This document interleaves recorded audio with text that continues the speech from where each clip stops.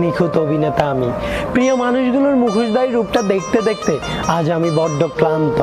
যে মানুষগুলোকে আঁকড়ে ধরে বাঁচতে চেয়েছিলাম, দিন শেষে সেই মানুষগুলো আমাকে বুঝিয়ে দিয়ে গেল সারা জীবন কেউ পাশে থাকবে না, একা বাঁচতে শেখো।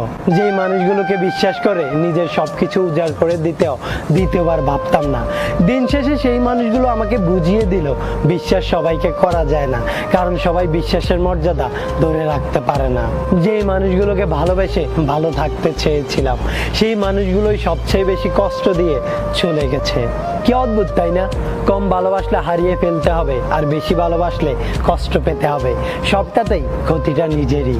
জীবনে ব্যস্ত মানুষ আর স্বার্থপর মানুষগুলোর কাছ থেকে নিজেকে দূরে রাখা উচিত, কারণ ব্যস্ত মানুষগুলো নিজের ইচ্ছে মতো সময় বের করে তোমার সাথে কথা বলবে, আর স্বার্থপর মানুষগুলো নিজের স্বার্থের প্রয়োজনে তোমার সাথে কথা বলবে। দিন শেষে কেউই আপন নয়, আবার কেউই ভুলে যায় না। শুধুমাত্র প্রয়োজন শেষ, তাই কেউ আর যোগাযোগ রাখে না।